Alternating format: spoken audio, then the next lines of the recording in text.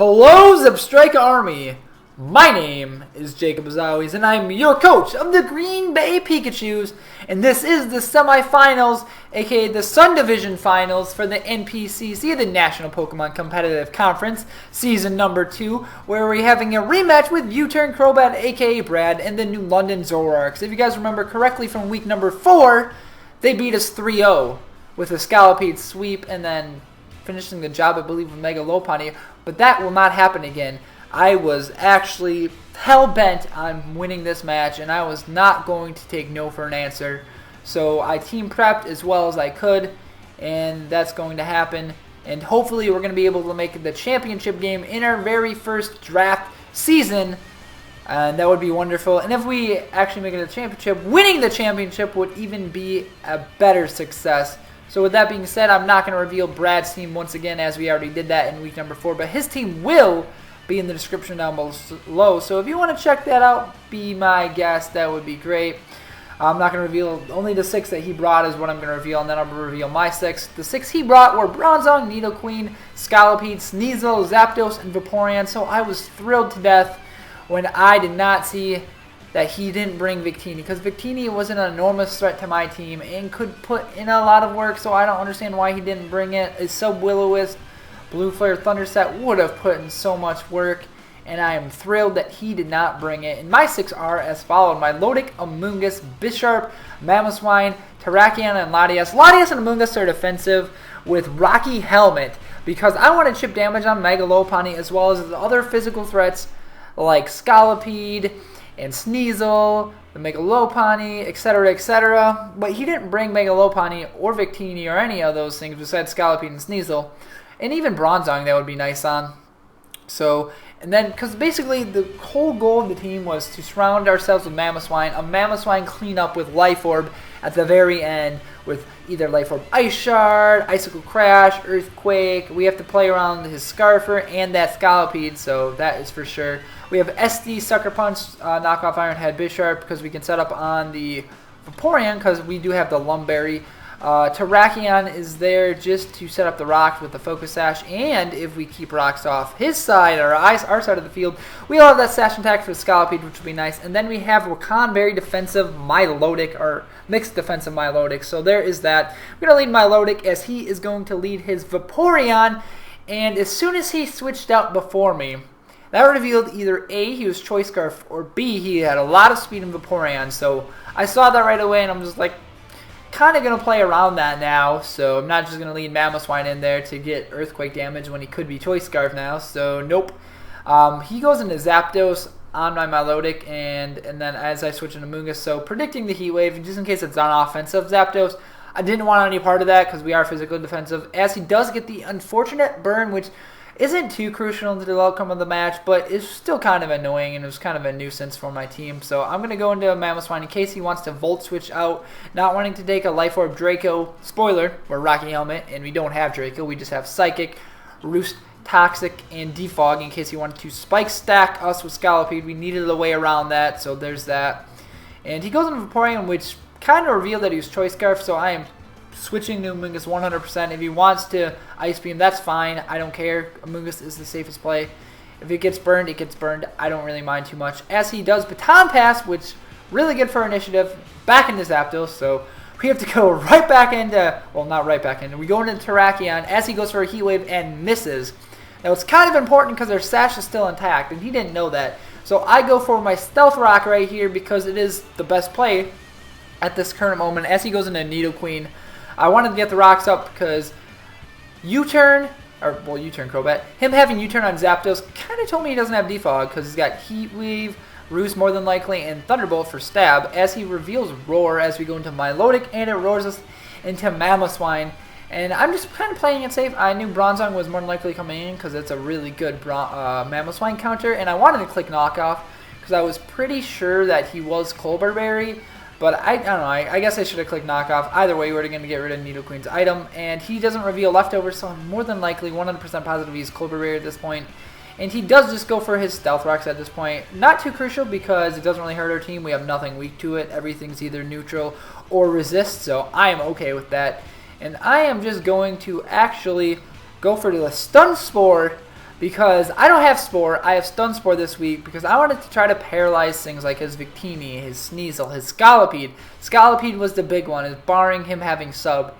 So that was kind of important. As I switch into my Milotic right here, because we're mixed defensive, we have the Wakanberry if he wants to go for a Thunderbolt or Thunder Punch, as he just goes for the Earthquake, which does a decent chunk of damage to us, which makes me believe he's like max attack, max HP, something like that, as he goes into his Zapdos.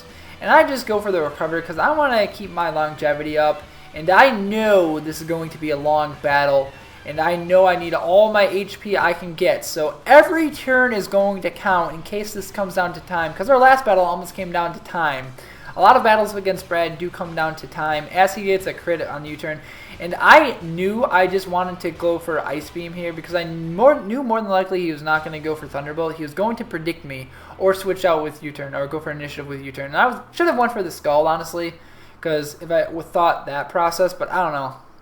He goes into Bronzong, which is more than okay. As I go for the Scald, him going into Zapdos I don't think he should have done that. Because for one, Scald does a decent chunk, and two, he's risking a burn, and a burn on Zapdos is really important here. I know he's more than likely going for a Roost here, so I'm just going to go for an Ice Beam, trying to kill it off, but he does reveal the Roost. I just thought Ice Beam was a safe play, because if he didn't have Roost, he was going to die there, because he couldn't kill us off with the Thunderbolt because of the Wakanberry. Plus, we'd have been able to live it anyway, because my Milotic's just naturally bulky, so I really wasn't too worried whatsoever. Now I'm actually just going to keep going for Ice Beam because I'm trying to keep the Zapdos as weak as possible. Yes, he could easily try to attack me, but I'm just trying to whittle this thing down, keep it low, because that is what we need to do. I'm trying to put it into range of Ice Shard. I'm okay with trading my Milotic for the Zapdos because, well, the Milotic was supposed to be for Victini, but he didn't bring Victini, so there's that. I'm more than okay with just trading my Milotic for Zapdos at this current moment. He can keep roosting all he wants, and I was really afraid of the pressure, but I realized that he didn't have pressure, that he has static, which if he would have had pressure, this battle would have been very, very different. As he goes for Thunderbolt, we do have the Wakanberry, so we eat that hit alive. I wish we had had Mirror Coat, but I really didn't feel like we needed Mirror Coat. It would have been super nice for this instance, because I think that Zapdos probably would have went down or came close to dying. As you can see, Mirror Coat would have done more damage, and I think it would have went down to the burn or came very close, but then he would have just roosted, so there's really no sense. And I'm just going to go into Mamoswine on the roost because I want to get initiative, I want to get advantage in this game. I want to put ourselves into an advantageous position where we can just Icicle Crash, not really worry. However, I know the Bronzong is more than likely coming in at this current moment because if he stays in, he essentially just dies because he's got leftovers, not Yachi Berry.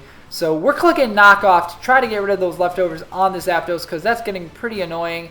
As we click knockoff, it does a really good chunk of damage, but I know another one more than likely will not kill, and I am not losing Mamoswine because it is very important to winning this game because we have priority for the Scolipede and the Sneasel and everything essentially. And he is actually just going to click Iron Head. I kind of wanted to go into a Mungus to get Rocky Helmet damage, but I just want to go into Bisharp. I could have set up, I didn't know if he had Earthquake or not, so there is no way, shape, or form was I setting up. I was just going to click Knock Off and knock him off. And now also because I brought Rocky Helmet Mungus, it's really important because he has Low Kick. I was positive since he brought Sneasel, I knew he was bringing Low Kick because otherwise Bisharp kind of just walls it to death do us part. So I knew I needed to click Low Kick. There's no way, shape, or form was I not going to Mungus here. Oh, I knew I didn't have to click the Low Kick. I knew he was clicking the Low Kick. So essentially, I just wanted the Mungus. I just was going to go for Synthesis because I wanted to maintain my longevity just in case he went for Icicle Crash or a knockoff. I would have gotten Rocky Helmet damage on him and he would have put himself into a terrible position. So that's why I went for the Synthesis. Now I'm going to go switch into Milotic once again because why else would we not switch Milotic here? It's paralyzed, so we can definitely click Recover. And he makes a pretty good play here and clicks Roar to phase us out some more and goes us right back into Amoonguss, which is okay. I should have doubled right here into Mamoswine. Maybe I did. No, I didn't.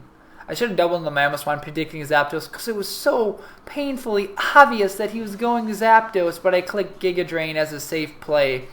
I wanted to be more aggressive right there, but just in case he did make the hyper offensive play, or not the hyper offensive, the offensive play, and just click Earth Power or something, I didn't really want that. I guess in hindsight, it didn't really matter to the complexion of the game, but still. I actually want to go to Latias because I want to defog these Stealth Rocks away. That might sound like a crazy play, but his Stealth Rock user, Bronzong, is gone. So I think it's a good play because I, for one, can get my rocks back up to Terrakion where he cannot, unless his Nidoqueen has Stealth Rock too, but I highly doubt that. So I want to defog these rocks away, but first I believe I do go for the Roost here because I need this thing still at good health just so we can get more Rocky Helmet damage on that Sneasel or the Scolipede depending on what he does, what he wants to kill this thing with, because the Mega Horn will knock us out. And I wanted to run the Tonga Berry, but after doing Calx, after like +2, like we don't appreciate that very much from a Scolipede at all. So I didn't. It still does so much damage, and it wasn't worth me running Tonga Berry. I'd rather get Rocky Helmet damage because then it puts it in the range of Mamoswine's Life Orb, Ice Shard. And I just wanted to go for Psychic as decent, you know, just to weaken that Zapdos even more. We do have enough speed to outspeed it. I believe so. As he clicks Ice Beam, we are max HP. I know we can live this. And we're just going to click Roost. And now this right here I find as the perfect opportunity to click Defog right here. Trying to get Latias just to go down. I thought I heard someone trying to walk into my door. Nope. He goes back into Zapdos as I click Defog. Now this is very important. Oh wait, no, I click Roost. I lied. I'm just trying to get a decent health because we can recover more than he's doing. So yeah, kind of lost track of what's going on a little bit. Just want to make sure. I know he's clicking Roost right here, so I am safe to click Defog right here. I can for sure click Defog. And I also had Toxic on here, not Draco Meteor, as he may have been fearing. Just because, like, I don't think we really needed Draco. Like, I didn't think he'd bring Flygon to the match. I wanted to click Sneasel. I wanted to hit Sneasel some way. I didn't want to run HP fighting or anything like that. So, Toxic it is. It'll just whittle it down and whittle his team down in general more. So, I guess Toxic was a pretty good play in having that. As he clicks the U-turn, and he keeps U-turning away. He loves initiative. Like, that's one thing I know about Brad, that he loves initiative. And he will run U-turn and Volt Switch and Baton Pass as much as he can. And he actually, well, we actually went for Defog already. Maybe I missed that play. I missed Defog. There's a Defog somewhere in here or there. I apologize about that. It's been a while since this game happened, probably 2 to 3 weeks ago. And I'm just going to let this Latias go down to that knockoff, the Life Orb knockoff from the Sneasel, because we needed that happen. We needed Rocky Helmet and Life Orb damage to put it into range of our own Life Orb Ice Shard from Mamoswine. And I knew he was probably going to leave it in the die, so there's no point in clicking any other move other than Ice Shard here. That would have just been over prediction, and we probably would have lost our Mamoswine to a knockoff there, so, or a low kick rather. But I almost really wanted to go for Ice Shard, but I don't know why I didn't. That would have been the better play, getting as much damage on this thing as possible. I don't know why I didn't click Ice Shard. I guess, like, it didn't matter though. Like, if we would have clicked Sub, we would have clicked Ice Shard anyway. That would have broke the sub, so I don't understand why we didn't make that play. And I'm pretty sure he's going into Nidoqueen here. So I just go for the Stone Edge because your Focus Sash is intact. And in hindsight, Stealth Rock would have been the right play right there because it would have pressured his team even more. And he already revealed that he does not have Defog on his Zapdos, so our rocks would have been here to stay because we already lost Latias and we weren't going to defog our rocks anyway. So there's that. I am trying my darndest to defeat this Zapdos. It is just so painful. This thing is being such a nuisance to our team, and I really want to knock it out, but I really want to get rocks up for that Scolipede. So I go into Terrakion. Thunderbolt does a huge chunk of damage, over half, so I know we don't go down to another one, and this is a 50-50 here.